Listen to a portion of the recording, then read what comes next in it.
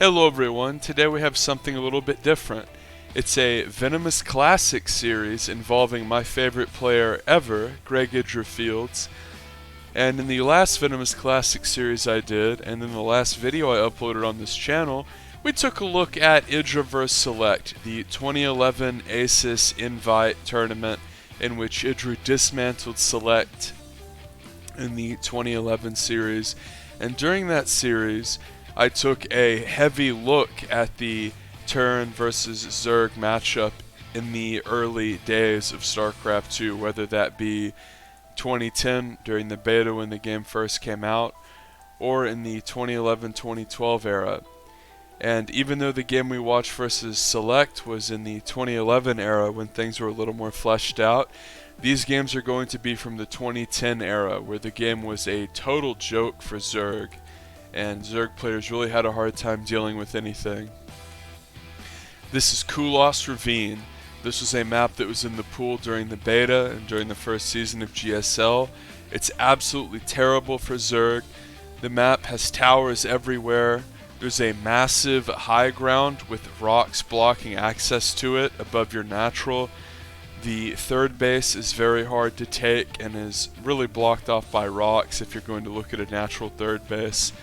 Overall, it's a terrible map for Zerg, and one of the things that it has in common with a lot of the other maps from this era are many of the bases have some sort of extreme weakness for Zerg to take. Whether it's blocked by rocks, whether the base itself has rocks on it, or the path has rocks on it, or there is a high ground somewhere near the base. This was one of the hardest things for Zergs to deal with back when the game first came out, because not only were there a plethora of different cheesy options for Terran to do, but the bases themselves are not even safe for Zerg. So IdrA is going to go Speedling Expand, or at least some sort of fast gas opening here. Generally, if you see Zergs open for gas pool like this, they're going to use their first 100 gas on Ling Speed.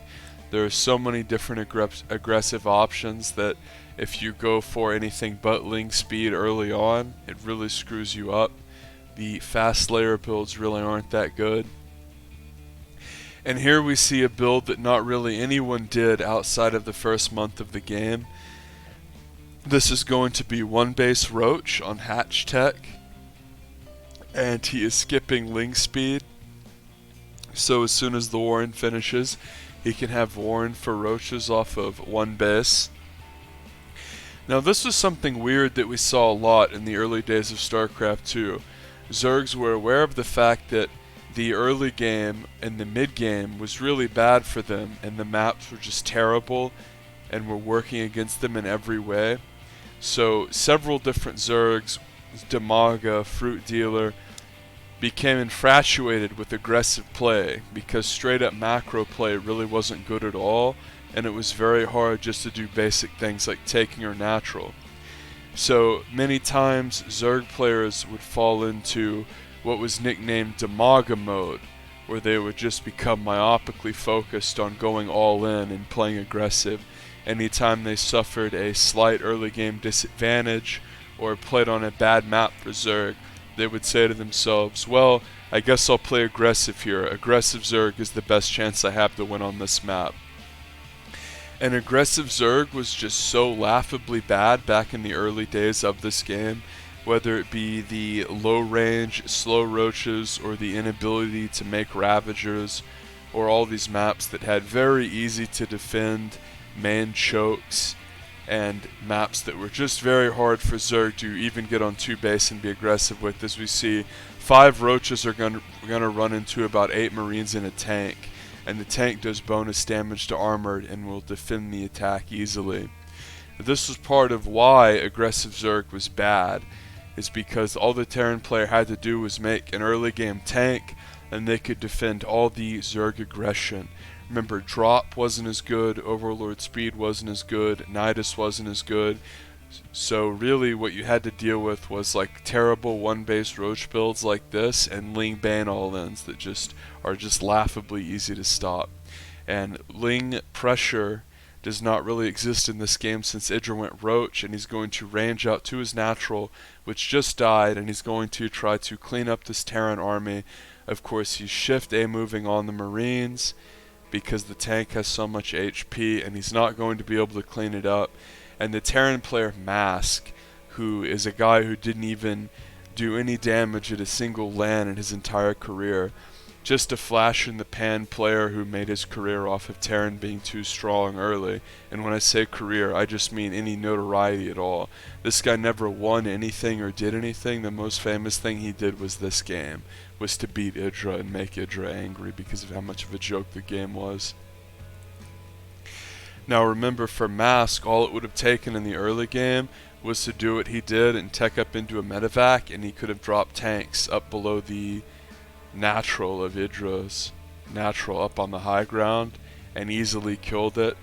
So IdrA, the funny thing is the people who will look back at this era and try to justify why Zerg did the things they did or were in bad positions constantly, a lot of times they don't really understand how the game worked.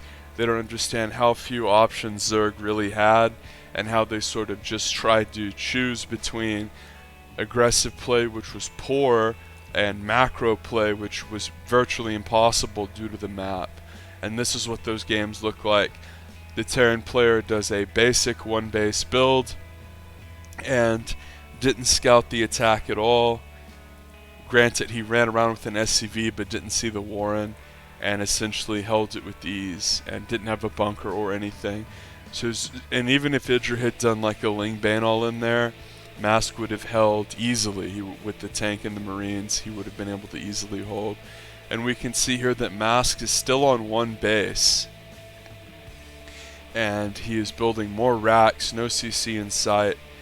So he's probably just going to push here, and this is a very all-in attack. IdrA sees, but whenever you have this little economy, you open with one base roach, you don't have the money for Banes, and this is a game that I'm casting because this contains one of my favorite IdrA quotes ever. The reason there are no Zergs on the server is because fags like you do builds like this.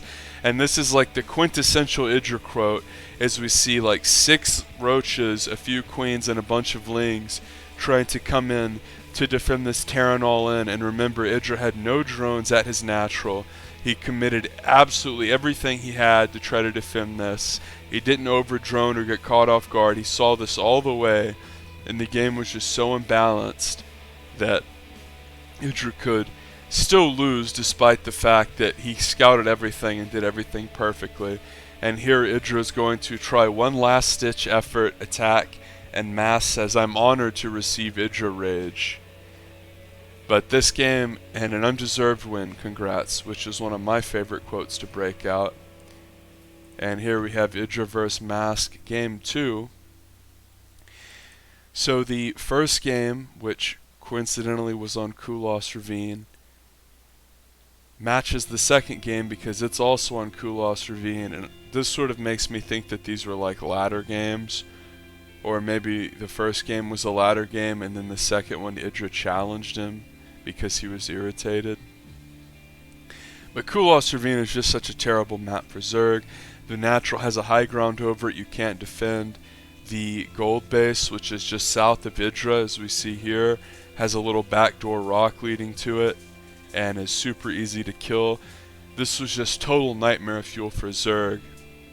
And I remember one time Artosis told a funny story where, if you don't know, Artosis played Zerg back in the beta and early Wings of Liberty days of StarCraft 2, and Artosis said he developed a strategy where he would get pretty quick infestors, which by the way is of course like suicide versus a lot of builds, and he would actually get his infestors out and go on the high ground of the Terran base and neural parasite the mules off of the mineral line and just like run the mules off and just basically have them idle, because that's how good mules were in the early days of this game, and this is how bad Kulos Ravine was for Zerg.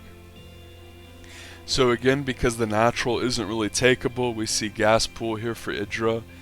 And whenever you can't really take your natural and there's no suitable third base to take as a replacement, we see something very common from Zerg players, which is they go gas pool in the early game and don't really have anything good to do off of it. What are they going to do? Open Speedling Expand and make a bunch of worthless lings that can't do anything against a wall in, or rocks that lead to a high ground? Are we going to see what we saw in the past game, where we saw IdrA go for one base roach, which is just fucking terrible? And it's funny because as we see an SCV scout come out here, IdrA knows one base roach is bad. He's not an idiot, but it's one of those things where you're damned if you do, damned if you don't, and there aren't really any good options to this map pool, and you're sort of sitting there with your dick in your hand saying, well, what do I even do here? There are no good options, so I'll just try to do this because it's at least better than just like taking my natural and having it die to tanks. And a Baneling Nest is going to go up here, which could potentially mean Ling Bane aggression here for IdrA, and considering we have speed on the way and 4 Lings on the way, I would say that's pretty likely. And another thing that made it hard for Zerg is not only could Zerg not scout due to the Queen being awful and the Overlord being slow and Overlord speed being locked at lair tech and it being harder to get to lair in general, Zerg had a harder time scouting, but Terran could always scout. The Reaper was still an option even though they had to make a tech lab for it. The Hellion was still very good, and Zerg really couldn't rush out Zergling speed quick enough to get the Lings out there enough to deny scouting. Keep in mind the Queen range is super low too, so you can't range a Queen out at your ramp to deny scouting. So Masq knows that it is a Ling Bane all in. He's seen the lack of natural, he's seen IdrA's base, he's seen the Lings. It's just super easy here for Masq to turtle up. He knows the Bane Nest is there. It's 100% a Ling Bane all in. It's a terrible map for Zerg. IdrA was aggressive last game, and IdrA blows the depot down, but because the ramp is so small, Masq defends easily. He's just going to repair up here. It takes a ton of Banes to bake through a bunker or a barracks. It's not like blowing down a depot. And remember, IdrA's on 1 base gas and mineral income here. He can't afford 12 Banes to blow down the front door of Masq. And Masq is getting a Cloak Banshee, which even to this day, Cloak Banshee just completely shits on any sort of cheese play from Zerg. And here, Masq lifts his barracks to build another depot out there because he knows the only option IdrA has is more Banes. So he gets more HP out there to make sure that IdrA can't break him. And then he lifts the barracks to get the SCV out, but it also serves to pressure the Overlord off and prevents a little vision with the high ground. So really, IdrA's completely dead. Masq is way ahead of him tech-wise. IdrA can run in and he could have 30 Banes and break everything, but with this Banshee out here, Masq is not really going to lose. It's not really a thing that's going to happen. And IdrA here uses most of the Banes on the barracks because he knows he needs to break a hole. So IdrA does break a hole and he will turn to focus on the bunker, but mass SCVs will come out and they're going to hold this bunker pretty easily, and IdrA leaves without GG. So that's going to be the game there. And that was a great example of how a Codes level top tier foreigner Zerg could be dismantled and taken care of by a player who was not even good, couldn't even have been considered a pro gamer. And whenever I cast matches like Select vs IdrA in tournament finals and you see IdrA winning in the era like this, it really makes you appreciate how impressive that is, because it shows IdrA can lose to players like Masq, who were just random Terran players who got high MMR because Terran was imbalanced, yet he could still go out and beat really good Terrans on LAN. He could go out and beat MVP in a game on Steps of War. To me, games like this really contextualize the great things IdrA did in his career. Sub for more.